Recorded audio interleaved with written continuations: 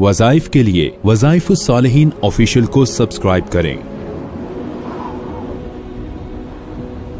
वज़ाइफुस सालिहीन official. الإنسان من صلصال من حمأ مسنون والجان خلقناه من قبل من نار السموم صدق اللہ العظیم۔ اللہ رب العزت نے انسان اور جنات کی تخلیق کا ذکر کیا ان آیات میں، اور جنات کو جو ایک اختیار ملا ہے کہ وہ نظر نہیں آتے اور انسان انہیں دیکھ نہیں سکتے۔ جب جنات کسی انسان کی باڈی میں نقصان دینا شروع کر دیں اور انسان کو پتہ نہیں چلتا کہ وہ اندر بیماری بنا رہے ہیں، خون میں چلتے ہیں چونکہ، تو یہ آیات کریمہ انسان کے جسم سے جنات کو نکالنے کا باعث بنتی ہیں۔ اگر اس کو پڑھا جائے تو جنات جسم میں خون میں شامل ہو کر مرض نہیں بنیں گے، کیونکہ نبی کریم صلی اللہ علیہ وسلم کا فرمان ہے کہ شیطان ہمیشہ جنات مجری الدم ہوتے ہیں، یعنی خون میں چلتے ہیں، اور یہ بیماری اکثر امراض جو خون کے ہیں، بلڈ کے، کینسر بھی اور دیگر امراض بھی، ان میں 70% کا تعلق اسی وجہ سے ہوتا ہے کہ یہ انسان کے اندر حاوی ہو کر اسے نقصان دیتے ہیں۔ یہ ہے ہی دشمن انسان کے۔ اللہ رب العزت نے انسان اور جنات کو ایک دوسرے کے متضاد بنایا ہے، یہ دوست کبھی ہو نہیں سکتے۔ لوگ یہ سمجھتے ہیں کہ اکثر لوگ میرے پاس بھی چونکہ آتے ہیں تو یہ کہتے ہیں جی ہمارے ساتھ بزرگ ہیں یا فلاں کے ساتھ بزرگ ہے۔ میں پوچھتا ہوں کون سا بزرگ ہے؟ کہا جی جنات ہیں۔ انہوں نے کہا جنات اور بزرگ یہ ہو ہی نہیں سکتا۔ اگر آپ کے جسم میں کوئی چیز آ گئی ہے جنات کی اور پھر آپ کہیں جی بزرگ ہے، تو یہ سب سے بڑا جھوٹ ہے، کیونکہ جو بزرگ ہوگا وہ آپ کے اندر آ کے بیٹھے گا نہیں، چونکہ اس کو اللہ نے یہاں کے لیے بنایا ہی نہیں ہے۔ وہ درختوں پہ رہے، جنگلوں میں رہے، صحراؤں میں رہے، پہاڑوں پہ رہے، لیکن انسان کے جسم کے اندر رہنا یہ بزرگی نہیں ہے، یہ دھوکہ ہے، یہ دھوکہ ہے۔ ایک بہت بڑے بزرگ ہیں، بہت بڑے، پاکستان کے نہیں دنیا کے، ان کی بیٹی کو، وہ بھی بڑی عمر کی ہیں، ان کو جنات تھے، 40 سال سے رہے، اور جب ان کا میں نے علاج شروع کیا تو اب وہ مسلم جن تھا، میں قرآن حکیم پڑھتا وہ بھی پڑھتا، میں بولتا وہ بھی بولتا۔ اب آخر میں نے اس کو یہ کہا کہ کہتے جی ہم بزرگ ہیں۔ میں نے کہا آپ بزرگ کیسے ہو؟ قرآن مانتے ہو؟ مانتا ہوں، اسلام کو، نبی صلی اللہ علیہ وسلم کو، اللہ کو، آخرت کو۔ میں نے کہا کہاں لکھا ہوا ہے قرآن و حدیث میں کہ آپ انسان کے جسم میں اور پھر غیر محرم کے جسم میں آ کر بیٹھو، پھر تو آپ بزرگ نہیں شیطان ہو۔ اب دیکھیں نا، اب وہ اس بات پہ ہل گیا، کہنے کی بات تو یہ ٹھیک تھی کہ قرآن ماننے والا اور وہ غیر محرم عورت میں آ کے بیٹھے یا اسی طرح مرد میں آ کر بیٹھے اور اندر آئے بولے، اور ہمارا مسلمان بھی عقیدہ اتنا کمزور ہے کہ وہ کہتا ہے جی یہ بزرگ ہیں، مجھے باتیں بتاتے ہیں، وہ شیطان ہے، جھوٹا ہے، جن ہے، اور وہ گناہگار ہے، اور جو غلط کام کرے وہ بزرگ نہیں ہوتا، اور جو بزرگ ہوتا ہے وہ غلط کام نہیں کرتا۔ بس یہ دو باتیں ہیں۔ اب یہاں اللہ نے کہا انسان کو ہم نے تخلیق کیسے کیا، جن کو تخلیق کیسے کیا، اللہ نے اس کا بتایا۔ وَلَقَدْ، اور یقیناً، خَلَقْنَا الْإِنسان، ہم نے انسان کو بنایا، من صلصال، جو آواز آنے والی ہوتی ہے نا، مٹی کھنکھاتی آواز والی مٹی، من حمأ مسنون، گارے والی، گارے کو، مٹی کو جب پانی لگا کر گارا بن گیا، گارے کو چھوڑ دیں تھوڑے دیر، جتنی دیر وہ چھوڑا رہے گا تو اس میں بدبو پیدا ہوگی یا نہیں ہوگی؟ اب اس گارے کی مٹی کو جب بدبو پیدا ہو گئی اور پھر وہ سوکھ گیا تو وہ خشک ہو کر اس کا اگر کوئی بھی چیز بنائیں گے، مٹی کا برتن بھی، تو اس میں سے آواز آئے گی۔ تو ایسی مٹی جو بدبو دے گئی تھی اس کو اللہ نے گارا بنا کے چھوڑ دیا تھا فرشتوں نے، اور پھر اس سے انسان کی تخلیق ہوئی۔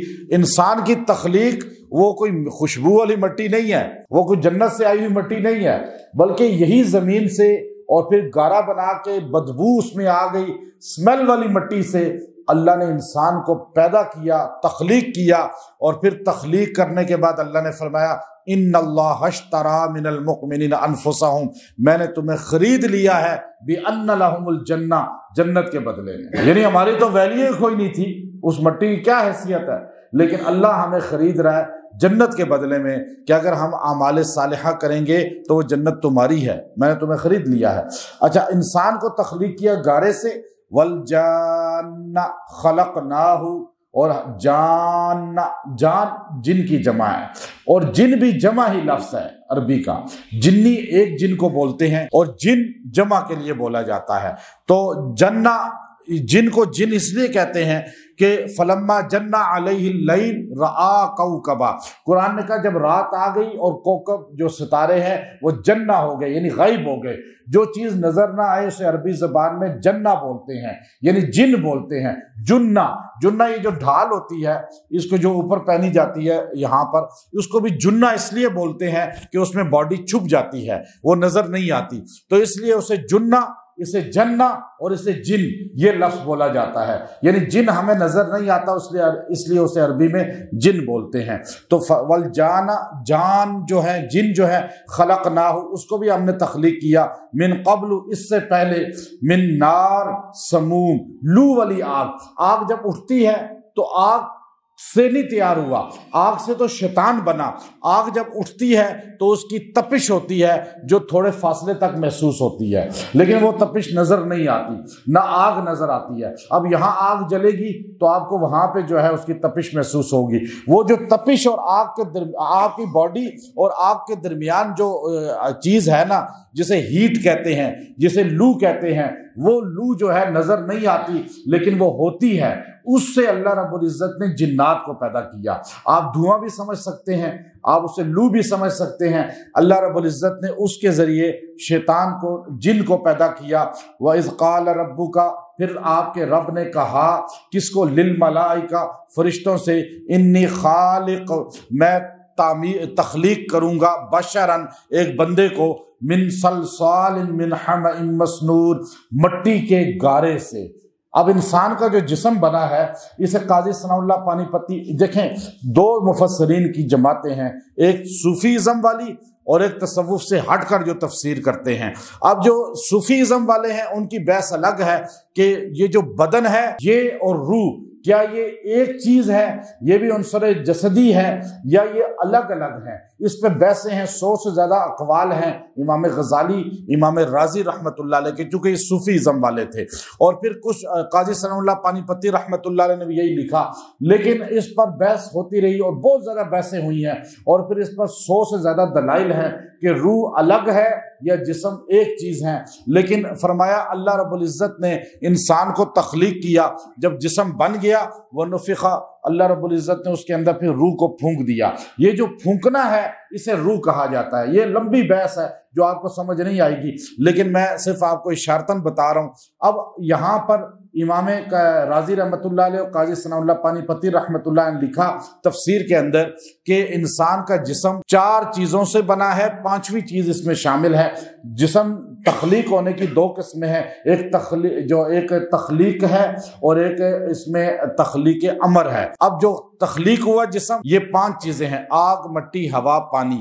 اس میں ایک اللہ رب العزت کا حکم شامل ہوا تو یہ جسم معرض وجود میں آیا۔ پھر اس کے اندر جو 5 چیزیں اس میں امر ہیں، وہ امر 5 چیزیں جو ہیں وہ قلب ہے، وہ سر ہے، وہ خفی ہے، وہ جو اخفا ہے، اور اس کے اندر جو ہے وہ جو نفس ہے جسے نفخہ کہا جاتا ہے، وہ 5ویں چیز رکھ کر جسم کو مکمل کیا گیا۔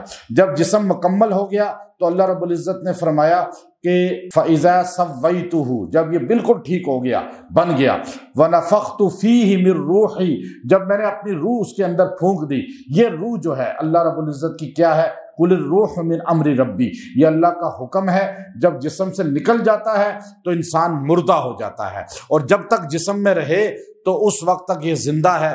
اور عجیب بات یہ ہے، روح اور جسم کی عجیب بات یہ ہے، اٹھانا خود ہی پڑتا ہے تھکا ٹوٹا بدن اپنا، کہ جب تک سانس چلتی ہے کوئی کندھا نہیں دیتا۔ جب تک سانس ہو نا جسم میں کوئی کندھا نہیں دے گا۔ ابھی مر کے بندہ گر جائے سارے کندھا دینے کے لیے آ جائیں گے، اور جب زندہ ہوگا تو سارے اس میں سے عیب نکالیں گے، اس میں سے غلطی ہے۔ یہ روح اور جسم کی عجیب آپس کا تعلق ہے، اور یہ ازل سے چلا آ رہا ہے کہ کندھا اسی کو دیتے ہیں جس میں سے روح نکل جائے، اور جب روح ہو تو اس کے عیب، اس کی برائیاں، اس کی غیبت۔ اور پھر اللہ رب العزت نے روح کے کیا ہے؟ قُلِ الرُّوحُ مِنْ أَمْرِ رَبِّي، جسم میں سے روح نکل گئی، اللہ کا حکم، تو جسم مردہ، عمل میں سے کسی بھی کام میں سے اللہ رسول کا حکم نکل گیا تو وہ مردہ، وہی مردہ۔ اب ہمارے سارے کام مردہ، اس لیے برکت نہیں ہے۔ تو اب فرمایا آخری بات، فَقَعُوا لَهُ سَاجِدِينَ، اے فرشتوں، جب میں اس کو تعمیر کر لوں گا، تخلیق کر لوں گا، تو پھر تم سب نے سجدہ کرنا ہے، تم نے اس کو جھک کے اس کی بزرگی کا اظہار ماننا ہے۔ اب یہاں تک تو بات ہو گئی۔ اب اگر جنات جسم میں داخل ہو جائیں یا ہر جسم میں ہوتے ہیں، سائنس اسے جراثیم کہتی ہے، سائنس کیا کہتی ہے؟ بیکٹیریا، جراثیم۔ اور نبی کریم صلی اللہ علیہ وسلم فرماتے ہیں کہ وہ جنات ہیں، کثرت سے واش روم میں، باتھ روم میں ہاتھ نہ دھو گے تو ہاتھ کے ساتھ وہ تمہارے پیٹ میں جائیں گے کھانے میں۔ یہ تو کہتے ہیں ہماری شریعت، اور سائنس کہتی ہے ہاتھ نہیں دھو گے۔ ابھی بیماری آئی، سارے ہاتھ دھوتے تھے بار بار۔ بھائی ہمارے نبی نے تو ہمیں 1400 سال پہلے کہا تھا ہر کام سے پہلے ہاتھ دھو، کیونکہ جراثیم، سائنس اور حضور جن دونوں باتیں ایک ہی ہیں۔ اب حضور فرماتے ہیں کہ وہ جراثیم، شیطان، جنات ایسے ہیں جو نظر نہیں آتے، چھوٹے چھوٹے ہیں، اور یہ بھی کہتے ہیں نظر نہیں آتے۔